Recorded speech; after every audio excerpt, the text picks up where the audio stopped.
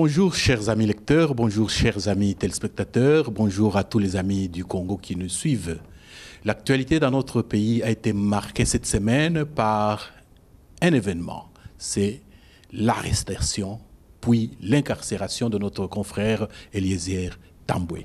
Et pour parler de cette actualité, nous recevons aujourd'hui un invité. Et notre invité, c'est un homme de droit, c'est Maître Oscar Moubiaï, qui vient de France. Maître Oscar Moubiaï, bonjour. Bonjour, monsieur le journaliste.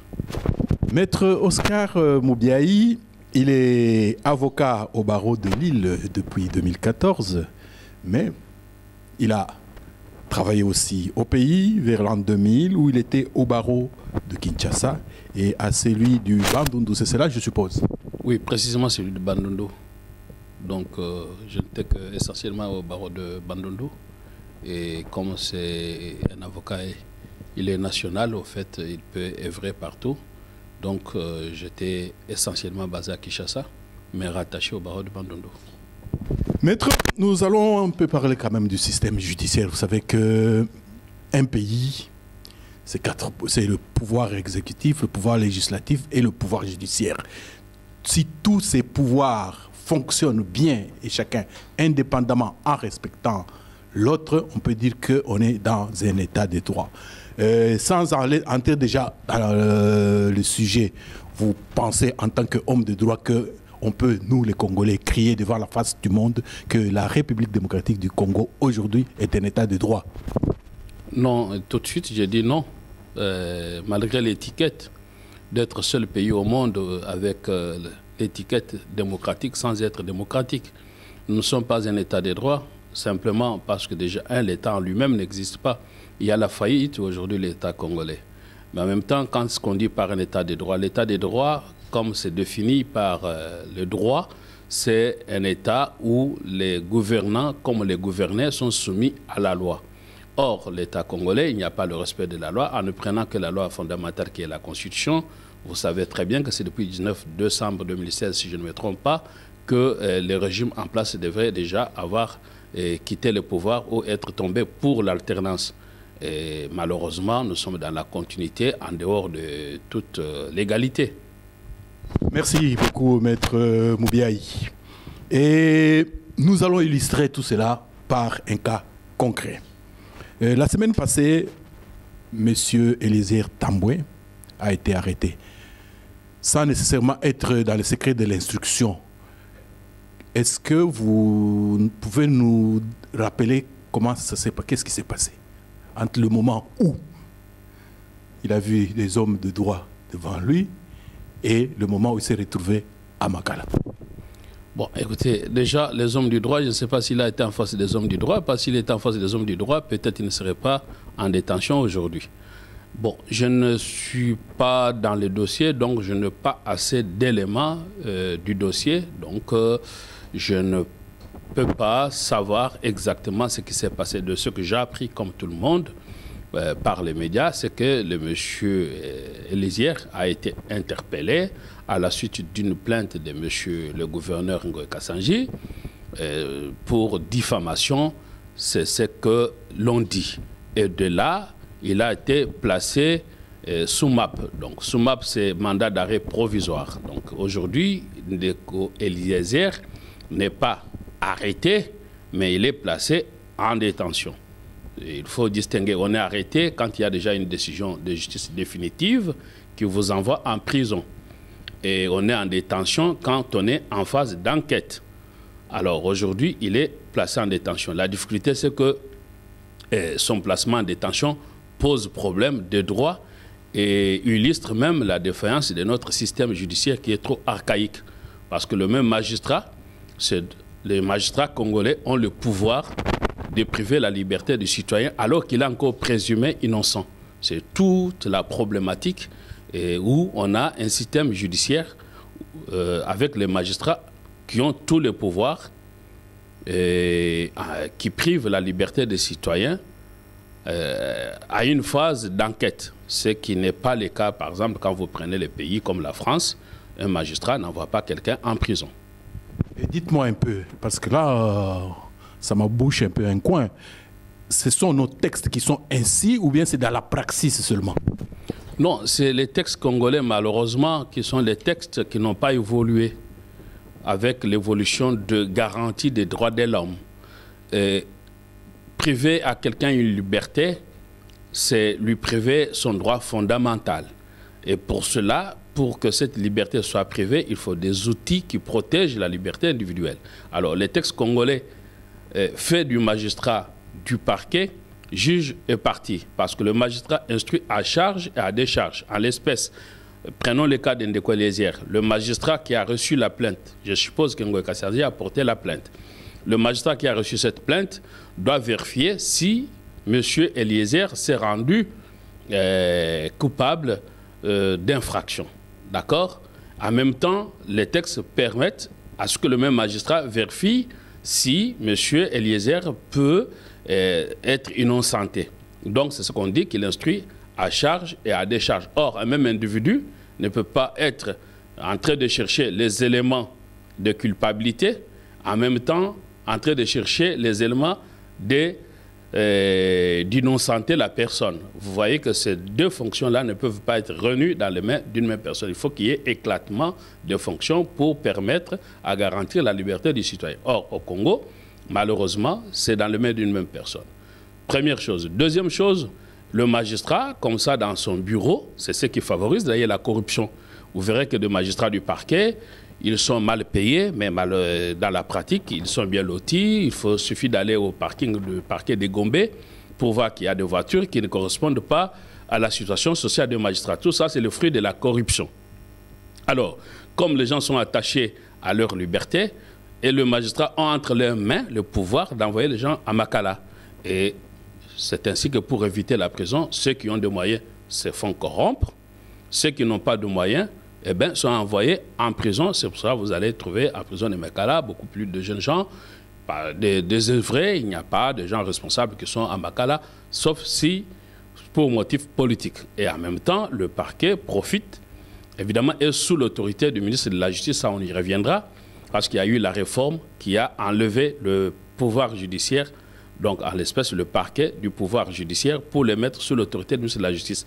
À mon avis, cette réforme était liberticide, donc ça a encore davantage amoindri les droits de l'homme qui n'est pas encore déjà respecté déjà. Bon, on va finir cette parenthèse-là de cet archaïsme de notre loi en l'espèce. Est-ce que vous, les hommes de droit, vous les avocats, vous avez déjà essayé de tenter des actions pour que cette loi-là soit adaptée au standing international? Ben, écoutez, moi je ne suis plus au Congo, ça fait plus de 10 ans que je ne suis plus au Congo. Mais vous êtes au courant, non? Vous n'êtes pas au courant? Ben, ce que nous faisons avec vous, c'est une manière de demander ces réformes. Nous allons demander des réformes sur quoi? Si vous prenez le cas d'Eliezer, le magistrat tout seul dans son bureau a le pouvoir de l'amener en prison, comme il l'a fait, sous ce qu'on appelle mandat d'arrêt provisoire. Et là, la loi dit quoi? La loi dit qu'il a 5 jours. Ce n'est qu'au bout de 5 jours après être arrivé à Makala qu'il va maintenant être présenté devant le juge pour demander sa liberté provisoire. Vous voyez que le juge intervient après la détention, alors que le juge devait être en amont avant qu'on envoie une personne, et la personne doit être assistée de son avocat devant le juge, et là, le juge départage le magistrat et l'avocat, la défense. Et si le juge, au regard des éléments et des indices du dossier, estime que la personne peut aller en détention, la personne ira en détention, c'est le juge qui le décide. Comme ici en France, c'est le juge des libertés et de détention. Chez nous, c'est un monsieur tout seul, un jeune magistrat qui est dans son bureau, qui a tous les pouvoirs du monde pour priver la liberté, et le juge va intervenir que 5 jours après. Donc la personne est privée de défense et on l'envoie en prison comme pour Eliezer. En pratique, sur les textes, c'est 5 jours, mais en réalité, une personne peut être en détention sur 2 ans, alors que la loi exige que ce soit sur 5 jours. Comment sur 2 ans? Sur base de quoi? Ben, parce que nous sommes dans un pays comme, bon, voilà, je ne vais pas dire des médiocres. Non, ne vous gênez pas. Nous sommes là pour l'opinion. Malheureusement, il y a des gens qui croupissent à Makala sans jugement. simplement parce que la justice n'est pas indépendante. Alors, je vous parlais de la réforme qu'il y a eu de 2001 sur la révision constitutionnelle. Tout le monde a vu seulement, comme au Congo, c'est le pouvoir qui intéresse, alors que la bataille sur l'évolution de la société, ce n'est pas seulement le poste ministériel. Donc, avec la Constitution de 2006, le pouvoir judiciaire, c'était le parquet, donc le magistrat debout qu'on appelle le parquet, et les magistrats du siège qu'on appelle les juges. Et tous ces corps du magistrat, c'est ce qu'on a appelé le pouvoir judiciaire, comme vous venez de le lire à l'introduction. Alors, on dit que le pouvoir judiciaire est indépendant, y compris les magistrats du parquet. Avec la réforme de 2011 sur la révision constitutionnelle, on a enlevé l'incise et magistrat du parquet pour mettre seulement, laisser le magistrat, le juge comme pouvoir judiciaire et le magistrat du parquet être sous l'autorité du ministre de la Justice. Or, quand le magistrat n'est pas indépendant, le ministre de la Justice, dans son cabinet, passe un coup de fil à un magistrat qui est sous son autorité, arrêtez-moi X, Y, et la personne est privée de la liberté. Là, c'est une atteinte, évidemment, aux droits de l'homme. Et en même temps, c'est une violation de la Constitution, parce qu'aucune révision, comme la Constitution le dit très bien, ne peut avoir pour effet de porter atteinte à l'indépendance du pouvoir judiciaire. Voyez-vous, là, on a enlevé le magistrat du parquet pour le placer sous l'autorité du ministre de la Justice. Et donc, il y a eu cette atteinte, évidemment, une réforme, certes, de la Constitution, mais on a vu seulement par tout le monde qu'on a quitté de 2 tours à 1 tour. Et ça a posé problème. Mais en réalité, cette réforme a tué les libertés des citoyens, mais on n'en a pas parlé. Et aujourd'hui, le ministre de la Justice est l'homme le plus fort, qui a des exécutants qu'on appelle des magistrats, qui ne sont pas des magistrats indépendants, qui ne sont que des exécutants, les chiens de... Alors, excusez-moi, je ne verrai pas dans les termes aussi durs, mais aujourd'hui, notre justice, c'est une justice instrumentalisée, une justice qui n'est pas indépendante, et comme Kabila lui-même l'avait dit, une justice injuste. On reviendra au cas Eliezer, parce que c'est le cas qu'on appliquera comme cas pratique pour notre entretien. Mais vous avez dit quelque chose de très important, à laquelle effectivement beaucoup de gens n'avaient pas fait attention. Vous avez dit qu'il y avait eu une révision constitutionnelle là-dessus. Rappelez, c'était en 2011 quand on révisait aussi le 2 tours en 1 tour. Oui, c'est justement, il y a eu la Constitution de 2006, n'a été révisée qu'une seule fois, je pense en 2011, où on a quitté de 2 tours à 1 tour. Mais profitant de cette révision, on a aussi bougé d'autres dispositions constitutionnelles, dont le changement d'un magistrat du parquet qui était d'abord membre du pouvoir judiciaire pour le placer sous l'autorité du ministre de la Justice. Évidemment, le pouvoir s'était rendu compte qu'en laissant le magistrat du parquet indépendant, il n'avait plus la même mise sur le contrôle de la justice pour pouvoir, évidemment, donner des instructions et des règlements d'ordre politique. Si maintenant, vous êtes opposant au régime Kabila, il suffit qu'on vous crée une infraction du droit commun pour qu'on vous envoie en prison officiellement et sur l'apparence d'une infraction du droit commun, qu'on va vous coller soit les viols, soit les problèmes immobiliers. Et là, on vous envoie en prison sous l'apparence du droit commun, mais en réalité, c'est une manière de régler le problème d'ordre politique. Donc c'est pour cela que la justice congolaise, ce n'est qu'un instrument du pouvoir qui n'est pas une justice indépendante. Et sans justice indépendante, et d'ailleurs la Bible le dit, aucune nation ne s'élève s'il n'a pas de justice. Nous n'en avons pas. Merci, Maître Moubiayi. Revenons au cas de Eliezer Tambwe. Vu la façon dont vous avez décrit notre pouvoir, notre système judiciaire, quelles sont les chances pour que Eliezer Tambwe recouvre la liberté? Où se trouvent les leviers potentiels qui peuvent être activés et lui permettre de sortir, ou même quels sont les leviers qu'il est impossible, qui sont pratiquement politiques, qui feront qu'il peut croupir comme les Diomi 6 mois, 1 an, 2 ans en prison? Eliezer n'a aucune chance, vraiment aucune chance. dans la mesure où la justice n'est pas indépendante. Et la justice dépend de l'oppresseur, en l'espèce de M. Kabila. Si maintenant, à travers ce cas, Eliezer est placé en détention par rapport à ce que les journalistes qui dérangent, vous comprendrez que si on s'appuie sur la justice, qui n'est pas indépendante, il n'y aura aucune chance. Parce que la justice, pour que vous ayez la chance, c'est qu'elle doit être indépendante et que les avocats doivent démontrer que les faits ne sont pas établis. À partir du moment qu'il n'y a pas d'infraction, un juge indépendant ne vous prive pas de votre liberté. Or, le magistrat qui a M. Eliezer n'est pas un magistrat en réalité, c'est quelqu'un de téléguidé, c'est juste quelqu'un qui joue un rôle, c'est une étiquette. Parce qu'il n'est pas indépendant. Il reçoit les ordres. Il reçoit les ordres même de M. Kassanji lui-même. Déjà pour preuve, je n'ai pas vu M. Ilan Boujmaï, sauf erreur de ma part. Et il n'a jamais été confronté à M. Eliezer. Comment vous allez envoyer quelqu'un en prison sur base d'une plainte, d'un plaignant, sans pour autant le confronter? Donc il est obligatoire, quand il y a une plainte comme celle-là, qui est une confrontation, même l'individu doit être là où ses avocats peuvent faire le boulot? Non, mais on ne peut pas confronter en phase d'enquête les suspects, enfin l'accusé, s'il faut qu'on puisse parler comme ça, avec les avocats du plaignant. Le plaignant doit être là parce que le magistrat, avant de vous envoyer en prison, doit vérifier s'il y a des indices sérieux de culpabilité. Qu'est-ce qui constitue les indices sérieux de culpabilité? Ce n'est pas les simples déclarations de M. Ngoï Kassanji, ce n'est pas la simple plainte rédigée.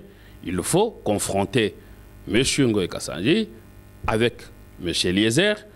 De cette confrontation, le juge s'est nourri d'une conviction de savoir qu'il y a un indice sérieux de culpabilité. Ça veut dire qu'il y a lieu à considérer que M. Eliezer a commis une infraction. Dans ma connaissance, cette confrontation n'a pas eu lieu. Première chose. Deuxième chose, l'infraction, bon, la loi congolaise n'encadre pas ce qu'on appelle délit de presse. Ça ne se trouve pas en droit congolais. La loi sur la presse de 1996 au Congo n'incrimine pas ce qu'on appelle délit de presse. Renvoie au droit commun qu'on appelle diffamation. La diffamation, c'est le fait d'avoir imputé à une personne un fait supposé vrai ou faux, mais qui est de nature à porter atteinte à son honneur. En l'espèce, M. Ngoï Kassanji dirait, Eliezer, en disant que j'aurais volé les diamants à autrui, il aurait porté atteinte à mon honneur. Ok, très bien. Alors, dire ça, ça ne suffit pas. Et il faut qu'il vienne d'abord le prouver. Le magistrat du parquet n'est pas juge. Il est là pour mener l'enquête et envoyer le dossier devant le juge. C'est pour cela, en phase d'enquête, toute personne est présumée innocente. Donc, M. Tamboué Eliezer est à l'état de procédure toujours innocent. Alors, si l'on peut considérer qu'il y a des indices sérieux de culpabilité, ça c'est une des conditions pour placer quelqu'un en détention, mais ce n'est pas la seule condition, cela n'est pas suffisant. Il faut vérifier sur ce qu'on appelle des garanties de représentation. Pour une personne parce que le placer quelqu'un en détention, c'est pour éviter que la personne prenne la fuite au regard des faits qui lui sont reprochés si on suppose que ces faits peuvent être établis. Je ne pense pas que pour une diffamation, un monsieur qui est journaliste, connu de notoriété publique, puisse pouvoir prendre la fuite. D'ailleurs, on peut le placer sous ce qu'on appelle contrôle judiciaire. On pouvait lui retirer le passeport, lui demander qu'il ne peut pas arriver à l'aéroport. Il y a beaucoup de mesures que l'on prend pour garantir que monsieur se présentera à la justice parce que le principe, c'est la liberté et la détention, une exception. Donc, c'est de manière très exceptionnelle qu'une personne peut envoyer en détention. Mais chez nous, c'est inversé. La détention est devenue un principe et la privation de la liberté, la privation de la liberté est devenue un principe et la garantie de cette liberté-là, une exception. Bon, maintenant, vous parlez des cas de Djomi et consorts, de tout le monde qui croupit dans Makala. Écoutez, on va relativiser des choses. Ce qui est plus important, c'est qu'on ait un état de droit. Si on n'a pas l'état de droit, on aura beaucoup d'Indéquélésières, on aura des Djomi, on aura des Katumbi en fuite, on aura tout ça. Tout ça, c'est parce qu'il n'y a pas un état de droit. Malheureusement, avec l'accord de Saint-Sylvestre, au lieu que nos opposants puissent soulever les cas d'un état de droit. Eux, ils ont cherché des cas au cas par cas, des cas qu'on a appelés les cas emblématiques. La vraie question, c'est comment on arrive à un état de droit. S'il y a un état de droit, il n'y a pas d'arbitraire comme auquel on assiste. Maître, est-ce que vous pouvez nous dire si ce qui est arrivé à Ndeko Eliezer était arrivé en France? Comment cela se serait-il passé? Non, mais écoutez, ce qui est arrivé à Eliezer ne peut pas arriver en France. Non, mais expliquez-nous. Non, mais écoutez, c'est comme... Bon, voilà. Vous nous dites, bon, si en France, par exemple, on se réveille, il n'y a pas d'électricité. Bon. Non, on prend le cas qu'il y a eu. Un journaliste de TF1, mais excusez pour la publicité, dit voilà, monsieur le maire de Paris aurait confisqué le diamant de quelqu'un. Et le maire se porte plainte. En 48 heures, le gars se trouve en prison. Non, bon, déjà, chez nous, c'est l'inversion des valeurs. La plainte, c'est quoi? La plainte est une dénonciation d'un fait. À supposer que M. Eliezer, le fait qu'il a imputé à M. Ngoï Kassanji, pour lequel il se retrouve en prison, ne soit pas établi. OK? À supposer, par impossible. Mais quelle pourra être l'attitude normale d'un pouvoir? Qui devait être en prison, c'est M. Ngoï Kassanji et non pas l'inverse. Parce que là, M. Eliezer dénonce un vol. Il faudrait que le procureur ouvre l'enquête sur ce vol-là. Pas celui qui est présumé voleur, ce n'est pas Eliezer, c'est Ngoï Kassanji. Alors, donc, si nous étions en France, qu'est-ce qui se serait passé? Il y aurait l'ouverture d'informations contre M. Ngoï Kassanji. Et pas contre Eliezer? Non. Non, c'est le monde à l'envers. Pourquoi? Il est journaliste. Alors là, c'est le quatrième pouvoir qu'on appelle le journalisme. Dans un pays dictatorial, le quatrième pouvoir est muselé. C'est le droit d'expression, c'est muselé. Donc, vous comprendrez pourquoi les journalistes font l'objet d'arrestations. Pourtant, c'est pour que les imposteurs, les médiocres se protègent, les voleurs qui sont au pouvoir se protègent. Bon, alors, donc, si nous étions en France, qu'est-ce qui se serait passé? C'est que les faits ont été dénoncés. Monsieur le procureur s'est saisi du dossier parce que, vous savez, le parquet peut se saisir d'office du dossier. Et là, M. Ngoï Kassanji, il y a l'ouverture d'enquête sur lui et non pas sur M. Eliezer. Ce n'est que quand on aura vérifié le fait et que M. Ngoï Kassanji est innocenté, à ce moment-là, en France, on va dire qu'il y a eu non-lieu, donc au classement sans suite. Une fois qu'il y a classement sans suite, c'est alors que M. Ngoï Kassanji peut se retourner pour dénonciation calomnieuse contre M. Eliezer. Merci beaucoup cet éclaircissement, et chers lecteurs, chers téléspectateurs. Du fait que l'émission de Eliezer a été diffusée, le procureur devait d'abord se saisir de cette dénonciation, aller poursuivre d'abord M. Ngoï Kassanji. C'est cela? Oui, bien sûr, je vous confirme, c'est bien cela. L'inverse ne s'explique pas. Comment on crée un voleur et puis celui qui a créé le voleur, on l'arrête? C'est une inversion de valeur. Entre parenthèses pour M. Ngoï Kassanji lui-même. Oui, dites-nous. J'étais avocat des autorités provinciales du Kasaï quand M. Ngoï Kassanji a prétendu avoir été victime de même fait d'extorsion de son diamant par Kabila Père. Les gens se sont mobilisés, ils ont même marché. Or, en réalité, et la réalité du dossier fait que moi j'ai défendu, ces gens ils existent encore, toutes les autorités de Mbujimaï, je les ai défendus, du gouverneur. Donc au fait, le monsieur avait corrompu chaque numéro 1 de chaque service de l'État, gouverneur, inspecteur provincial de police, les REDOC, donc du côté militaire, du côté des GEM, du côté ANER, chaque numéro 1 avait eu une somme d'argent dont je connais le montant, que M. Ngoï Kassanji avait donné. C'est comme ça que ce diamant est sorti de province de Mbujimaï sans pour autant être dans un circuit normal, parce que ça n'a pas été pesé. Et M. Ngoï Kassanji s'est retrouvé à Kinshasa avec ce diamant. C'est comme ça qu'il a été interpellé. Parce qu'il n'avait pas... D'abord, il avait corrompu. Les corrompus sont là. Bah, moi, je serais prêt à voir Ngoï Kassanji engager aussi une poursuite contre moi. Contre vous, il ne le saura pas, parce que vous êtes protégé. Ici, la liberté d'expression existe. Sauf quand vous allez rentrer au Congo, il va dire, mais pourquoi vous avez donné le micro à M. Moubia?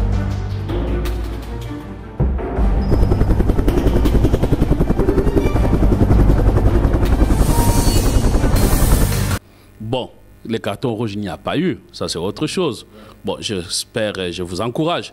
Toujours est-il que M. Ngoy Kassanji, n'est-ce pas, n'était pas en réalité victime, mais il s'était posé en victimisation. Aujourd'hui, il prend le pouvoir. Lui qui avait connu l'injustice se met à appliquer la même injustice. C'est pour dire où est-ce qu'on va dans ce pays-là. Il faut quand même qu'il y ait un peu de conscience. Mais M. Ngoy Kassanji, je vous l'ai dit, je vous le répète, j'étais avocat de M. Moulumba Frank, de M. Bombilo. Moulumba Frank, c'était l'inspecteur provincial de la police. Bombelo était à la DGM. Tous les numéros 1 de chaque service a été corrompu par M. Ngoy Kassanji pour faire partir les diamants de Mbujimayi à Kinshasa. Et M. Kabila, le feu Mouzé, qui voulait quand même l'ordre dans ce pays-là, avait interpellé tout le monde et tout le monde s'est retrouvé en prison. Donc nous serions du temps de Mouzé. C'est pour cela que son fils doit suivre quand même son papa. Parce que nous avons un fils qui dit, bon, c'est mon père, mais en même temps, il n'arrive même pas à faire 1/10 de ce que son père a fait, alors que l'AFDEL, quand c'est arrivé au pouvoir, c'était pour le changement. Mais là, il nous reprend les Mouboutis, il nous reprend les imposteurs de Ngoy Kassanji, un type qui était dans les diamants, qui devient gouverneur et qui se retrouve encore mélangé dans les problèmes des diamants. Bon, on ne sait pas où va ce pays. Donc, pour dire tout simplement que le cas de M. Lézère, oui, c'est un fait divers, comme vous l'avez bien dit, mais à travers des cas comme ça, c'est arriver à appliquer des réformes. La réforme qu'il faut, c'est qu'il faut que notre justice retrouve son indépendance, que notre justice devienne juste, comme M. Kabila lui-même l'avait dit. Il faudra que notre justice devienne juste. Et là, nous sommes face à une justice injuste. Voilà. Merci beaucoup, Maître Moubiaï. Chers lecteurs, chers internautes et chers téléspectateurs, j'espère que vous avez été suffisamment édifiés sur la marche de notre système judiciaire. Nous aurions aimé terminer l'émission là, mais comme Maître Moubiaï vient de loin, il vient de Lille, il vient de France, nous profitons pour aborder un deuxième problème qui est... et dont il va nous faire donner son regard d'homme de droit, c'est celui de la nationalité. Maître, ces jours-ci, M. Moïse Katumbi est sous le feu des gens du pouvoir. Ils lui promettent toutes les misères du monde, et comme quoi, de 2000 à 2017, il aurait eu une autre nationalité. Donc, vous voyez jusqu'où l'on va. Et vous, personnellement, par rapport à cette question de la nationalité, quel regard vous avez sur ce problème-là actuellement dans notre pays? Voyez-vous, ce sont des cas qui se lient. La vraie question, ce n'est pas d'aller au cas par cas, au problème sur problème, aux faits divers. Donc, l'État congolais, c'est les faits divers. Chaque jour, on tue une personne, les gens se mettent dans la rue, demain on va tuer une autre, et puis on n'en parle plus, on arrête des gens, demain on arrête d'autres. Ça, tout ça, c'est parce que nous ne sommes pas un État de droit. Encore une fois, je reviens sur l'État de droit. L'alternance que nous attendons, malheureusement, Katumbi que vous avez cité, ils n'ont pas sorti les cartons rouges. On peut déjà lui demander pourquoi il n'y a pas eu ce carton rouge. Bon, s'il y a eu carton rouge, nous serions dans un État de droit. Et si nous étions dans un État de droit, soit M. Katumbi est fraudeur, donc un fraudeur, sa place, vous connaissez. Soit alors M. Katumbi n'est pas fraudeur. Bon, pour la problématique des nationalités, avec le cas de M. Katumbi, nous ne pouvons pas aborder ce cas parce que moi je ne suis pas d'élément. Tout simplement, c'est le respect des textes. Alors, que dit la loi congolaise? L'article 10 de la Constitution est clair. La nationalité congolaise est une et indivisible. Donc, ça signifie qu'elle ne peut pas être tenue concurremment avec d'autres nationalités. De ce que j'ai appris, M. Katumbi aurait été italien à un moment donné. Maintenant, si tel est le cas, il n'est pas congolais. Ben, à lui d'arriver à apporter la preuve, parce que, évidemment, la charge de preuve incombe à l'administration. Mais vu que Katumbi, comme on veut qu'il soit un cas emblématique, c'est comme ça qu'on l'appelle, malheureusement, nous sommes dans une société où même ceux qui veulent le changement se contentent qu'on les appelle les emblématiques. Je crois que tout le monde est égal devant la loi, il n'y a pas d'emblématique dans une société normale. Donc, si M. Katumbi, qui est pas un citoyen comme tout le monde, qui est un citoyen emblématique, aurait pu, maintenant de lui-même, s'exprimer devant la nation, apporter la preuve qu'il n'a jamais été italien. Et à ce moment-là, ça nous apaiserait. Sauf que moi, j'ai suivi la défense de M. Katumbi par son secrétaire général, je crois que c'est M. Sassanga qui s'est exprimé, et par beaucoup de ses lieutenants qui s'expriment. Malheureusement, ils invoquent des arguments qui ne sont pas des arguments de droit, qui sont inopérants. Ce n'est pas parce qu'on a été gouverneur, ce n'est pas parce qu'on a un père ou une mère congolaise que l'on est congolais. Non. On peut avoir été président de la République, ministre, que sais-je, mais dans un système de fraude par fraude. Et cela n'est pas un argument pour dire qu'on est congolais. Badibanga, l'ancien Premier ministre, il est belge de notoriété publique, semble-t-il, mais il a été ministre, Premier ministre. Vous ne pouvez pas venir dire, parce que j'étais ministre, donc je suis congolais. Non, vous étiez ministre dans un système de fraude. Mais dans un système normal, vous n'allez pas être ministre. Donc, M. Katumbi, s'il a été gouverneur, cela n'est pas un argument. Parce que nous avons beaucoup de gens dans notre armée. On dit qu'il y a autant de généraux qui sont rwandais, qui sont de l'armée. Demain, ils ne vont pas nous dire James Kabaré était notre chef d'état-major. Il n'est pas pour autant congolais. Donc cet argument ne tient pas route. Un deuxième argument qu'on nous dit, ben voilà, on connaît sa famille. Ça, ce n'est pas un argument. Parce que le problème qui se pose, ce n'est pas un problème d'origine de M. Katumbi. Sur ses origines, il n'y a pas de doute. Il est d'origine congolaise. Mais la question qui se pose, est-il congolais? Évidemment, oui, il est congolais à un moment donné ou à sa naissance du fait qu'il est né de père et de mère ou seulement d'un seul parent. Ça, il est congolais, c'est ce que la loi dit. Mais cette nationalité congolaise peut se perdre par le fait de prendre une nouvelle ou une autre nationalité étrangère. Et là, on dit que M. Katumbi a pris une nationalité étrangère. Et si par impossible, si d'aventure M. Katumbi a pris une nationalité étrangère, là, monsieur n'est pas congolais. Et s'il n'est pas congolais, évidemment, on peut tout reprocher au régime Kabila. Ben, écoutez, c'est de bonnes guerres et ils sortent, et ils lui disent que vous n'êtes pas congolais, et au regard des textes, il n'est pas congolais si l'on s'appuie sur le principe que la nationalité congolaise est une et indivisible. Ça veut dire qu'elle ne peut pas être tenue concurremment avec une autre. Allons jusqu'au bout. Vous pensez qu'on devrait s'arrêter seulement à Katumbi dans la nomenclature actuelle dans notre pays? Non, la question n'est pas celle-là. Nous devons discuter la société congolaise pour qu'on puisse aller vers l'alternance, vers le changement. C'est que voilà pourquoi j'apprécie beaucoup votre émission. C'est pour ça que j'ai accepté votre invitation. Elle est pédagogique. Donc, il faut que l'opinion arrive à être informée. Et quand l'opinion est informée, aura un jugement. Et ce jugement ne doit pas être sur de personnes, c'est par rapport au principe.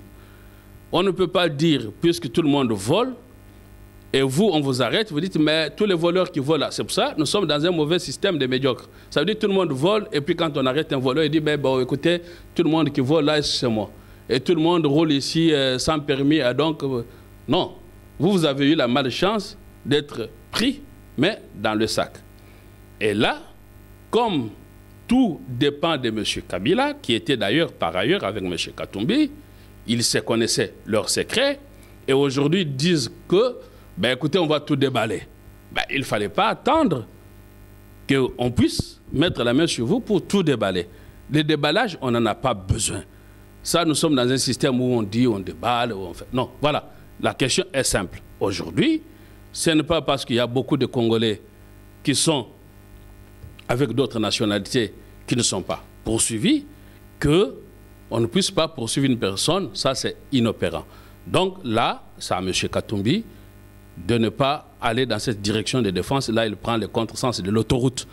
La question qui se pose, c'est de dire, vous dites que je suis italien, je vous dis que je n'ai jamais été italien. Voilà. Sur cette question, il n'a pas répondu. Il répond, j'étais gouverneur dans ça, non. Vous m'avez dit que j'étais italien, j'ai écrit officiellement à l'État italien, j'ai écrit officiellement à la mairie qui prétend que j'étais italien, et cette mairie m'a répondu qu'à aucun moment je n'ai été citoyen italien. Voilà la réponse. Point. En conclusion, par rapport à ce cas de M. Katumbi, vous pensez que les gens du pouvoir l'ont vraiment coincé? Non, moi je ne peux pas voir les choses de cette manière-là. Moi je suis face à des gens, à un système, opposition au pouvoir, qui sont tous en train de s'entretenir dans un système de fraude, un système de ce que moi j'appelle des médiocres, un système de ce que moi j'appelle des imposteurs. Et de là, ils arrivent à se protéger mutuellement. Et comme comme les gens, comme les deux voleurs, quand on les attrape, ils commencent à se dénoncer. Et pour se protéger, ils ont pris ce qu'ils ont appelé moratoire. Hein, vous savez, parce que vous m'avez dit... Oui, rappelez ça toujours ceux qui ont peut-être oublié cela. Vous m'avez dit qu'il y a tous les Congolais. Bon, écoutez, il y a beaucoup de ce que l'on appelle, d'ailleurs, ils appellent binationaux. C'est une expression malheureuse. Au Congo, il n'y a pas de binationaux. Parce que le Congo n'admet pas double nationalité. En revanche, il y a d'autres pays qui admettent 2 ou plusieurs nationalités. C'est là où il y a des binationaux ou trinationaux. Mais nous, au Congo, on n'a pas de binationaux. On n'est que Congolais ou on ne l'est pas. Maintenant, ces imposteurs ou ces médiocres se sont retrouvés au Parlement pour se protéger mutuellement. Comme ils se connaissent tous qu'ils sont imposteurs, ils ont pris ce qu'on appelle moratoire. Moratoire, c'est quoi? Ils ont suspendu. On dit, mais on ne peut pas soulever la question des nationalités. Mais une Assemblée nationale ne peut pas bloquer ses propres lois. Voyez-vous dans quel système nous sommes? Moratoire, c'est une expression française qui n'est pas juridique. C'est quoi moratoire?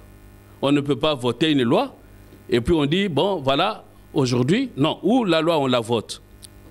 Et on considère qu'elle ne peut plus s'appliquer, on la modifie. L'Assemblée nationale vote une loi ou la modifie.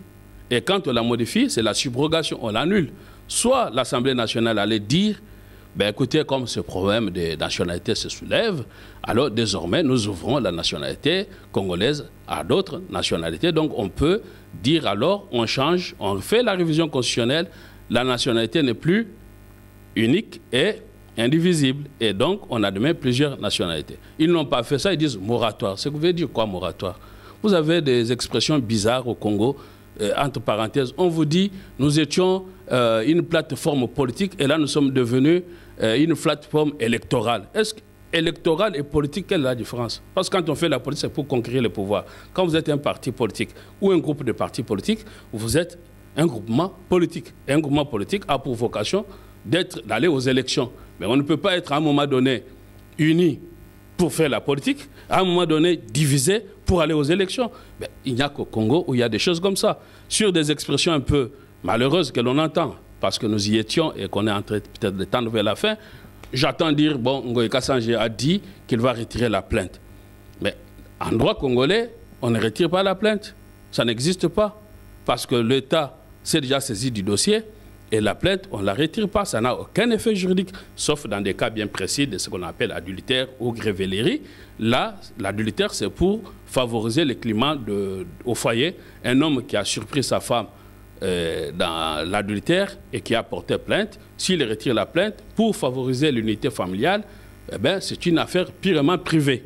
Mais vous ne pouvez pas tuer une personne et venir dire « j'ai retiré la plainte ». Envoyer une personne en prison, il est privé de sa liberté, de tout ce qui lui est cher. C'est un père de famille. Il a 2 enfants. En plus, par exemple, pour Eliezer, ses enfants auraient fait l'accident.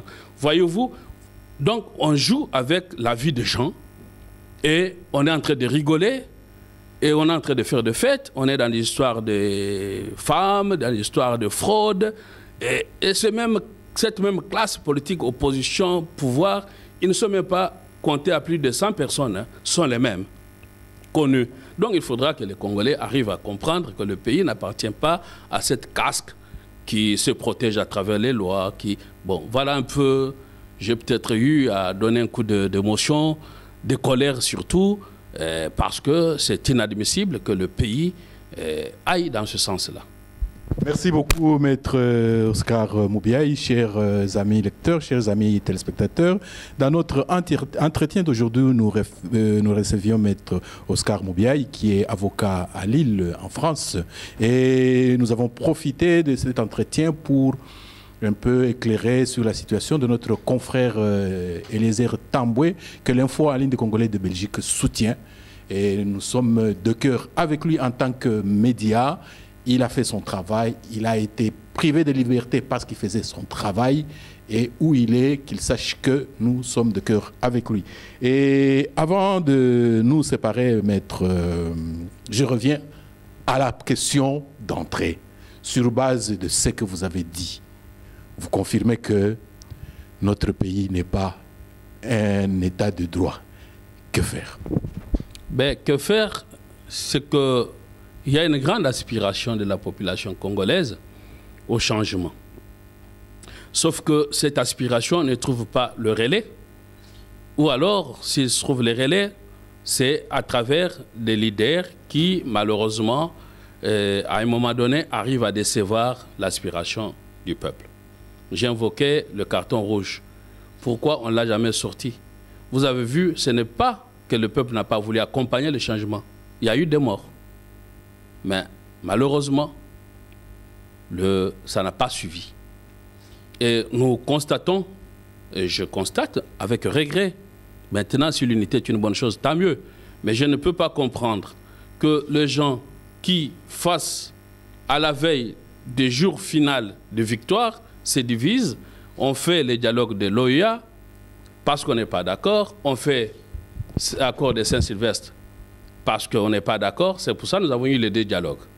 Une fois cette étape-là dépassée, ces gens se disent encore et disent, bon, allons-y vers le changement. Là, ça déçoit la population. Et cette population, quand elle s'élève, il faudra, c'est l'énergie, parce que le corps subit ce qu'on appelle la compensation en médecine, c'est que vous pouvez avoir faim, et à un moment donné, si vous ne trouvez pas toujours à manger, eh bien, le corps commence à faire la compensation par l'énergie, vous sentez que vous n'avez plus faim. Donc, on a faim du changement. Mais au moment d'avoir ce changement-là, on nous prive ce changement. À ce moment-là, la population a tendance à se décourager. Bon, alors là, c'est la phase de ce qu'on a vu, rassemblement. C'est pour ça que je vous ai dit plateforme politique, plateforme électorale. C'est passé, c'est courant. Et vous avez vu que l'opposition avait du mal maintenant à mobiliser. Et là, nous avons eu les laïcs catholiques qui ont pu mobiliser. Aujourd'hui, je ne sais pas ce qu'ils sont devenus. Derrière, plus rien. En réalité, ça veut dire que ça manque de relais, ça manque un nouveau leadership. Donc, nous avons une aspiration au changement, mais il nous faut de nouveaux leaderships. Et ce nouveau leadership peut nous amener au changement. Donc, il faut que nous entrions dans un système de nouveau leadership où nous avons des gens qui viennent en politique avec une association où les Congolais même cotisent par leur participation et non pas de gens qui, après avoir volé l'argent du peuple, réintroduit cet argent dans les mêmes circuits où on les appelle les présidents. Ils sont capables de donner 100 000 €, puis les gens, c'est eux qui dépensent.